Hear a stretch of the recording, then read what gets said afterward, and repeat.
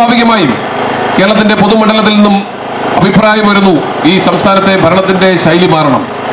എന്നാൽ മുഖ്യമന്ത്രിയെ സംബന്ധിച്ച് ഒരു ഘട്ടത്തിലും ശൈലി മാറ്റില്ല എന്ന് അദ്ദേഹം അസന്ദിഗ്ധമായി അസംബ്ലിയിൽ തന്നെ പറയുന്ന സാഹചര്യം നമ്മൾ കണ്ടു.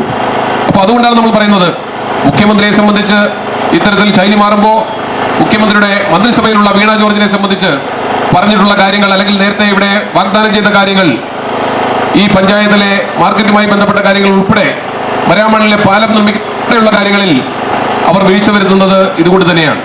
നമുക്കറിയാം, പഞ്ചായത്തിനെ സംബന്ധിച്ച് പഞ്ചായത്തുകളിലെ തനത് ഫണ്ട് സമയബന്ധിതമായി കൊടുക്കുവാൻ സർക്കാരിന് കഴിയുന്നില്ല. ഓരോ സാമ്പത്തിക വർഷവും കൊടുക്കേണ്ട ഇൻസ്റ്റാൾമെന്റായി തന്നെ കൊടുക്കുന്ന, ഓരോ ക്വാർട്ടറിൽ കൊടുക്കുന്ന ഫണ്ട് സമയബന്ധിതമായി പഞ്ചായത്തുകൾക്ക് ലഭിക്കുന്നില്ല. അപ്പോൾ ഇത്തരത്തിൽ സാമ്പത്തികമായി അങ്ങേയറ്റം ബുദ്ധിമുട്ടുമ്പോൾ ഈ സംസ്ഥാന സർക്കാരിന്റെ ദൂർത്ത് ഒരു ഭാഗത്ത് നിൽക്കുകയാണ്.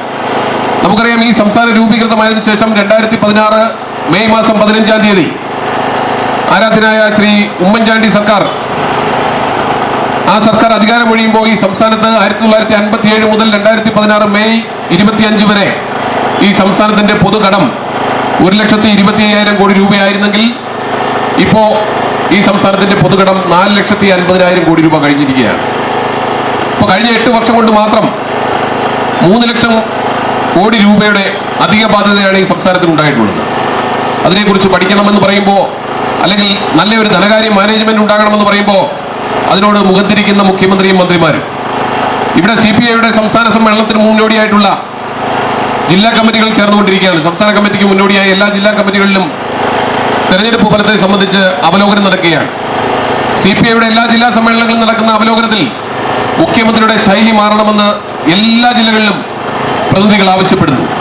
ധനകാര്യമന്ത്രിയെ മാറ്റണമെന്ന് ആവശ്യപ്പെടുന്നു, മന്ത്രിമാരെ മാറ്റണമെന്ന് ആവശ്യപ്പെടുന്നു, സർക്കാരിന്റെ മുഖച്ഛായ മാറ്റണമെന്ന് ആവശ്യപ്പെടുന്നു. പക്ഷേ ഇതിനൊന്നും തയ്യാറാകാതെ മന്ത്രിസഭ എല്ലാം ഭദ്രമാണ്, മന്ത്രിസഭയിൽ ഒരു കുഴപ്പവുമില്ല എന്നാണ് മുഖ്യമന്ത്രി നിയമസഭയിൽ പറയുന്നത്. മന്ത്രിസഭയിൽ ഒരു ഉള്ളയെ കുറിച്ചൊന്നും ഞാൻ പറയുന്നില്ല.